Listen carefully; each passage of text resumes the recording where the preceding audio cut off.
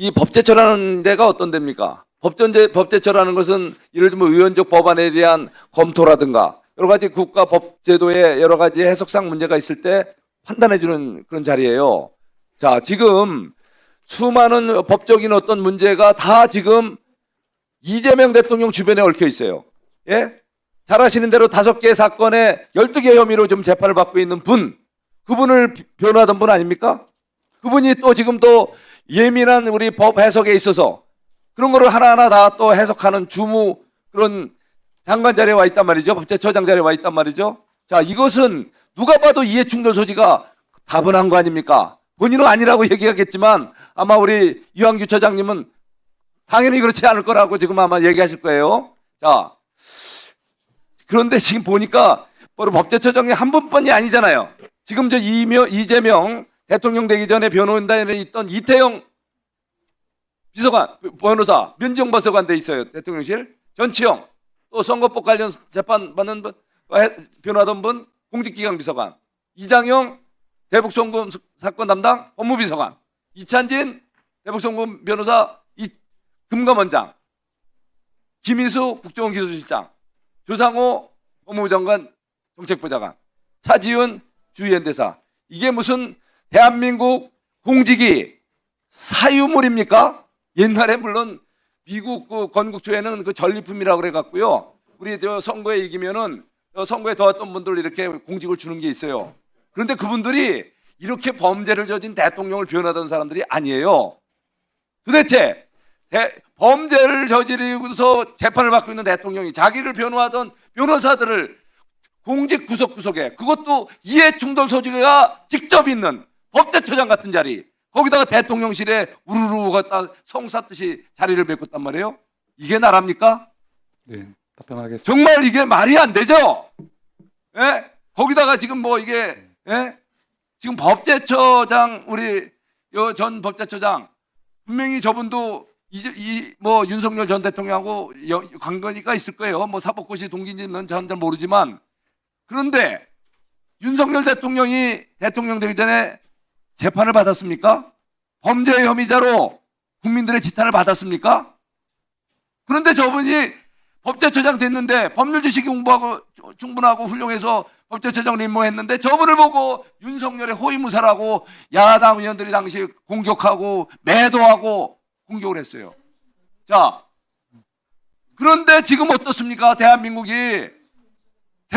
대통령이 범죄 5개 사건에 연루되고 12개 혐의 있는 대통령이 그런 대통령이 세상에 어디 있어요? 대한민국 역사에 없었고 세계적으로도 유례가 드물어요.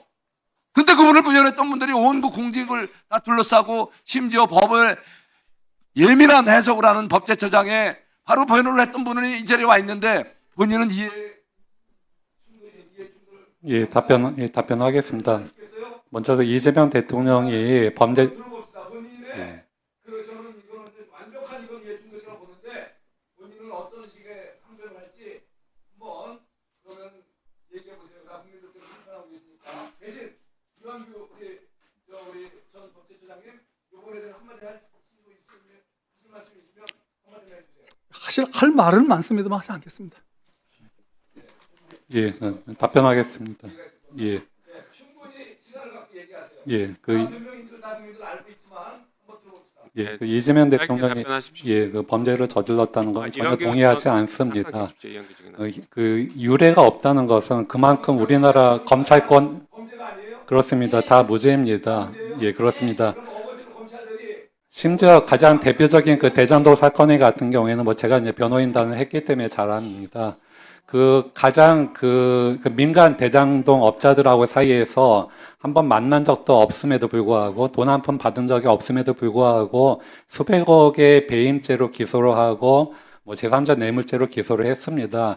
이건 유례가 없다는 것은 이재명 대통령이 유례가 없는 것이 아니고 이재명 대통령을 그렇게 무고한 대통령을 그렇게 검찰권을 남용해서 기소한 우리나라 검찰의 이례가 없는 것입니다.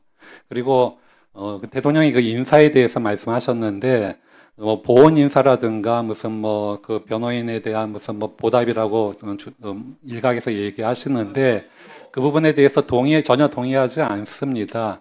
물론 대통령 입장에서 볼 때는 당연히 잘 아는 사람들, 그리고 같은 가치관, 같은 소신을 갖고 있는 사람들을 같이 일하고자 하는 그런 필요가 있을 것입니다.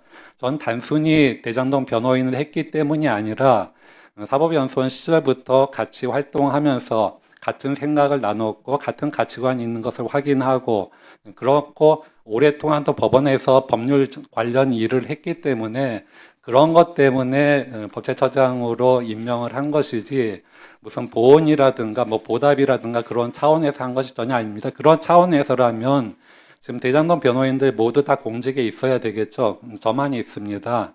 그리고 아까 그 다른 분들의 경우에 뭐 그렇게 모아놓으니까 숫자가 많은 것처럼 보이지만 전체 수백 개, 수천 개의 공직에 비하면 굉장히 미미한 수치입니다. 예. 네. 마무리해 주십시오. 송석준 의원님. 시간 지나갔으니. 송석준 의원님.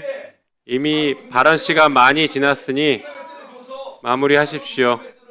이용해서 사실은 민간 업자들이 사익을 편취해서 그 이익을 나눠가진 사건이에요. 거기에 이재명 대통령이 중심에 있는 거예요. 모두 이런 사건을 거기다 맡겼어요. 그래서 배임죄를 했다는 거예요. 그래서 지난 자, 송석준 의원님. 좀 정리해 주십시오. 모범을 보이셔야 됩니다.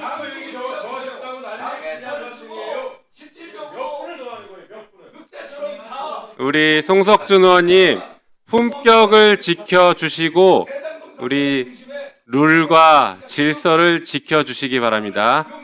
자, 그만 말씀하시고요. 자, 이완규 증인 그 윤석열 검찰총장 시절에 변호인 하지 않았어요? 징계 사건? 징계 사건 변호했습니다. 변호인 했죠?